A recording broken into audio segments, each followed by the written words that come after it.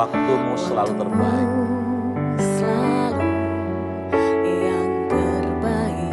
Engkau Tuhan sandaranku.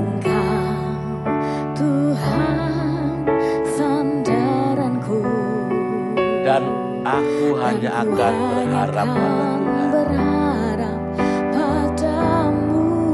Satu-satunya yang kuandalkan.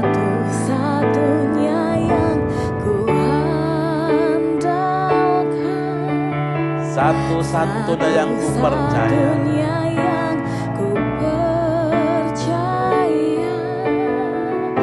Engkau sumber kekuatan, sumber pengharapan, sumber kedamaian.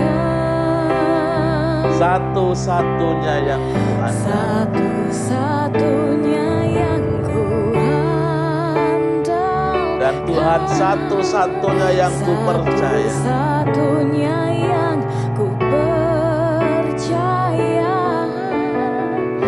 Engkau Tuhan memberkati, Tuhan penyembuhku, Tuhan pemulihku.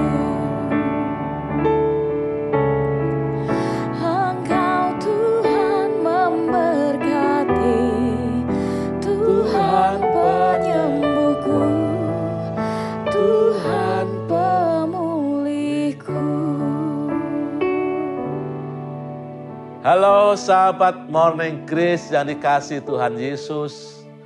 Satu-satunya yang ku percaya, Engkau Tuhan yang memberkati, Tuhan yang memulihkan, Tuhan yang menyembuhkan hidupku.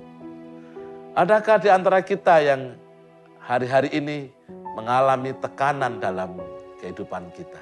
Jiwa kita terpenjara. Ada banyak hal yang bisa memenjarakan kehidupan kita. Kita akan belajar dari Yeremia. Bagaimana kita dimerdekakan. Bagaimana jiwa kita dimerdekakan. Merdekakan jiwamu. Kita berdoa sebelum membaca serta merenungkan firman Tuhan. Ya Tuhan Sang Pembebas, kami bersyukur kepadamu.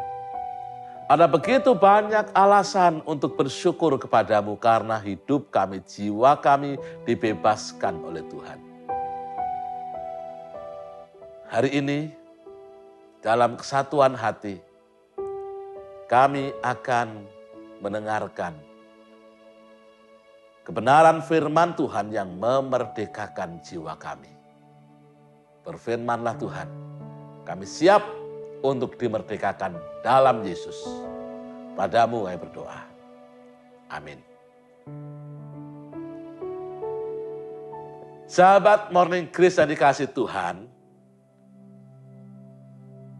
dari Yeremia pasal 38 ayat 14 sampai 28 kita akan belajar bagaimana memerdekakan jiwa. Dan satu nats yang kita perhatikan dari Yeremia 38 ayat 19, ini sebuah cerita, sebuah keluhan dari seorang raja bernama Sedekia. Dikatakan, kemudian berkatalah Raja Sedekia kepada Yeremia, aku takut kepada orang-orang Yehuda yang menyeberang kepada orang-orang Kasdim itu. Sedekia, raja yang tertekan jiwanya. Tubuhnya bebas, tapi jiwanya terpenjara. Sahabat Morning Grace yang dikasihi Tuhan Yesus, tentu kita ingat Nelson Mandela. Sebelum menjadi presiden di Afrika Selatan, Nelson Mandela pernah dipenjara. Ia pernah dimasukkan dalam penjara yang sempit, gelap, pengap.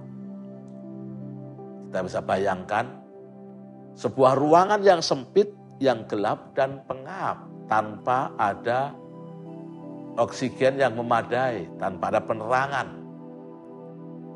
Dalam situasi demikian, Nelson Mandela tidak kehilangan semangat hidup. Ruang yang sempit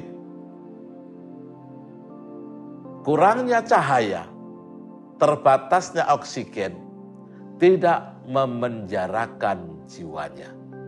Meski dalam kondisi fisik yang tidak nyaman, ia dapat berkata, fisik boleh dipenjarakan, tetapi jiwa yang merdeka tidak bisa dipenjarakan. Oleh sebab itu, meski ia mendapat perilaku yang kejam dan berulang kali mendapat siksaan, deraan, ia tetap berpikir positif.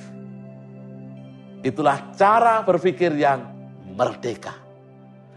Cara berpikir yang merdeka adalah cara kita untuk membuat jiwa kita tidak terkungkung oleh aneka hal yang bisa menekan kita. Dan ini pasti akan menginspirasi banyak orang. Apa yang diinspirasikan pada banyak orang? Selalu ada harapan dalam hidup. Dan pengalaman yang serupa dialami oleh Yeremia. Yeremia pernah dipenjara. Ia membela kebenaran, membela kebaikan, ia membela orang-orang yang hidupnya menderita, namun pada akhirnya pembelaan itu berujung pada pemenjaraan Nabi Yeremia. Tragis bukan? Ya, itulah realitas. Ada begitu banyak orang yang hidup dengan baik, dengan jujur, dengan benar, dengan tekun, dengan setia, namun hidupnya justru menjumpai penderitaan. Ini realitas. Namun Yeremia tidak pernah takut dan ia tidak takut. Dalam penjara yang mengurung fisiknya, jiwanya tetap merdeka. Dan kemerdekaan itu membuat ia mampu menasihati Raja Sedekia. Ini statusnya berbeda. Raja Sedekia dalam kondisi fisik yang merdeka, tidak terpenjara. Yeremia secara fisik dia terpenjara. Apa yang membuat Sedekia itu mengalami kegundahan batin? Mengapa jiwanya menderita? Karena ia takut. Ia berkata pada Yeremia, aku takut pada orang-orang Yahudi yang menyeberang pada orang Kasdim. Ketakutan Sedekia membuat ia tidak dapat berpikir, bertindak, mengambil keputusan dengan bijaksana, dengan baik. Dan jiwa Sedekia terpenjara di tengah-tengah keramaian di sekitarnya. Jiwa Sedekia terpenjara sekalipun ia menduduki sebuah kekuasaan. Jiwa yang terpenjara membuat orang tidak menikmati kehidupan. Orang boleh punya kekayaan, orang boleh punya jabatan, orang boleh punya sesuatu yang menurut ukuran dunia, wow begitu. Namun ketika semua itu dikelola, semua dinikmati dalam keadaan jiwa yang terpenjara, kita tidak bisa melihat kebaikan-kebaikan itu. Dan saat ini, ada begitu banyak orang yang merasa hidupnya terpenjara. Ada begitu banyak hal yang membuat orang terpenjara. Kesibukan pekerjaan misalnya. Banyak orang mencari pekerjaan. Setelah mendapat pekerjaan, merasa pekerjaan itu membelenggu hidupnya.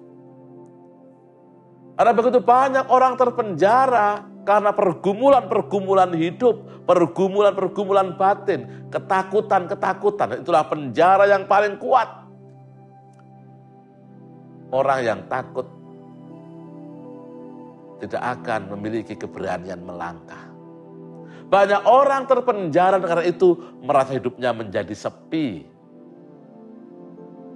Pertanyaannya, bagaimana agar kita bebas dari kungkungan, dari penjara-penjara jiwa? Bagaimana cara supaya kita merdeka, memerdekakan jiwa kita? Yeremia mengalahkan kesepian yang dialaminya. Ia mengalahkan penjara-penjara jiwanya dengan mendekatkan diri pada Tuhan. Ia percaya Tuhanlah sumber kekuatan. Mendekatkan diri kepada Allah membuat ia mampu berpikir positif. Mendekatkan diri pada Allah membuat ia mampu melepaskan diri dari perasaan-perasaan yang membuat hidupnya tertekan. Mendekatkan diri pada Allah membuat ia bebas dari baper. Dan ini yang membuat dia siap untuk menjalani kehidupan sekalipun menurut ukuran manusia tidak mudah. Ada penjara-penjara jiwa yang lain yang begitu kuat membelenggu kita. Kebencian, kemarahan, perasaan gagal dan sebagainya. Itu penjara-penjara yang dapat membelenggu jiwa kita.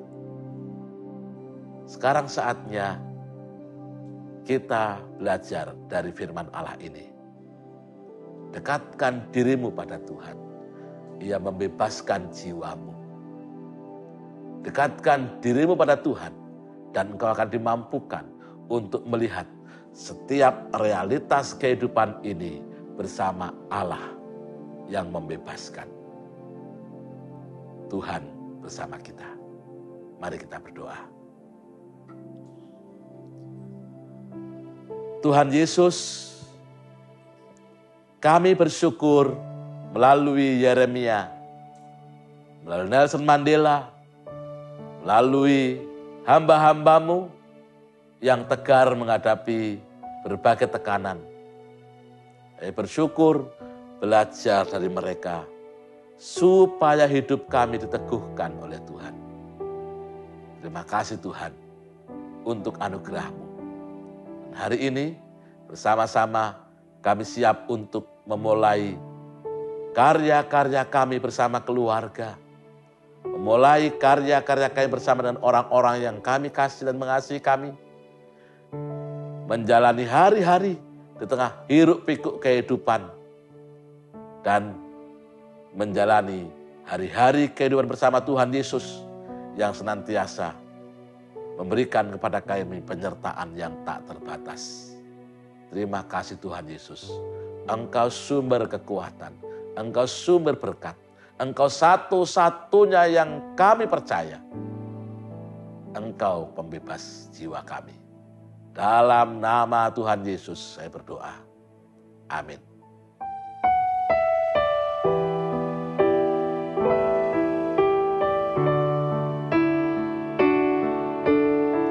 Engkau Tuhan yang setia. Engkau Tuhan yang setia.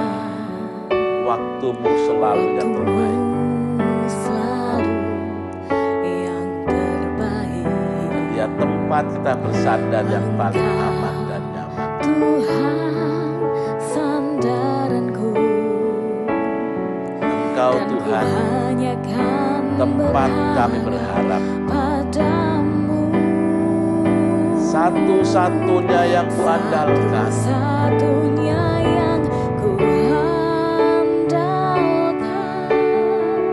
Satu-satunya yang ku percaya. Engkau sumber kekuatan, sumber pengharapan, sumber kedamaian. Terima kasih Tuhan Yesus. Satu-satunya yang ku andalkan. Satu-satunya yang ku percaya. Engkau Tuhan memberkati. Engkau Tuhan memberkati. Tuhan penyembuhku. Tuhan pemulihku. Engkau Tuhan memberkati. Tuhan penyembuhku.